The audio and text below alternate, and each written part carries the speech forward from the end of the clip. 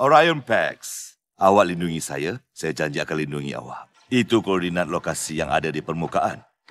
Maknanya, kat sanalah kita boleh jumpa kepimpinan Matrix. Okey, dengar, saya tahu bunyinya dengar pelik. Dan saya bukannya pelombong yang bagus, tapi awak semua boleh nampak semuanya dah berbeza.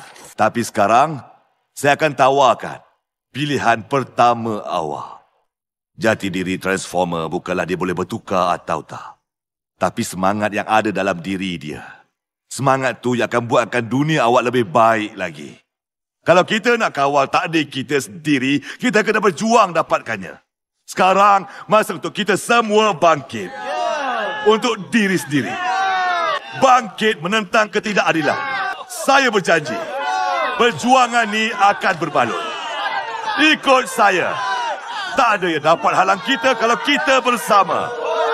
Bersatu menentang musuh.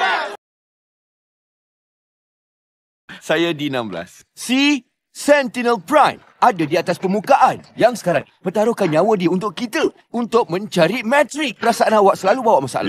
Ya. Setiap hari.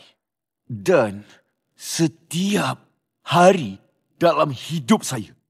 Ialah penipuan. Awak memang kena buat semua tu. Betul tak? Awak tak pernah fikir pasal orang lain. Cuma diri awak sendiri. Baguslah. Saya beritahu apa yang saya tak buat.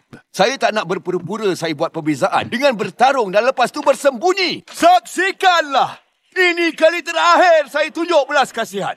Buat keputusan. Sekarang juga. Awak boleh bersembunyi dalam ni. Atau ikut saya. Kita semua akan dipanggil. Decepticons! Bangkitlah!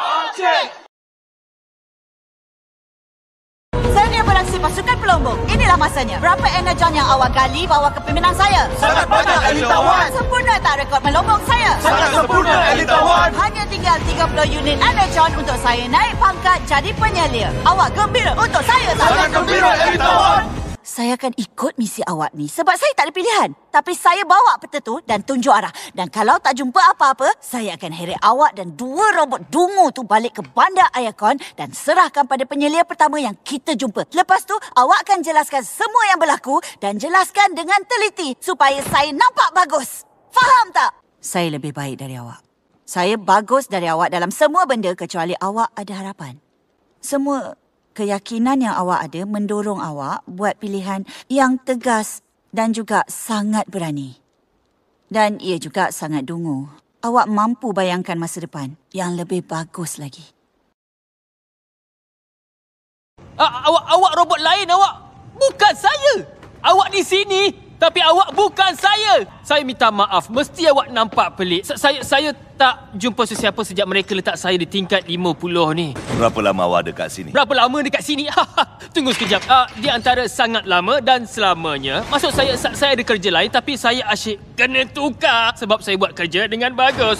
Oh, nama saya B127. Tapi awak boleh panggil saya B.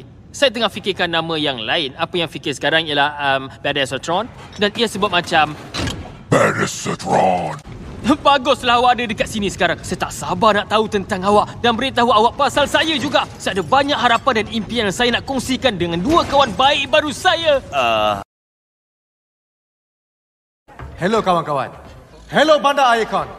Hello pada penyelamat kita. Pelombong rajin yang tak kenal erti penat untuk kekalkan energon kita. Saya raikan semuanya. Saya pergi dengan harapan untuk mencari Matrix. Kunci untuk bawa keseimbangan Cybertron. Dan duka citanya, yang kami kembali dengan tangan kosong.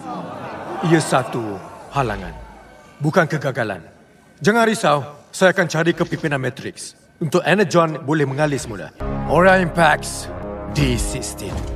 Apa yang awak berdua buat hari ini benda paling gila yang saya pernah nampak. Awak bagi inspirasi untuk kerja lebih keras. Maafkan saya ya, tengah buat persiapan untuk pengembaraan seterusnya.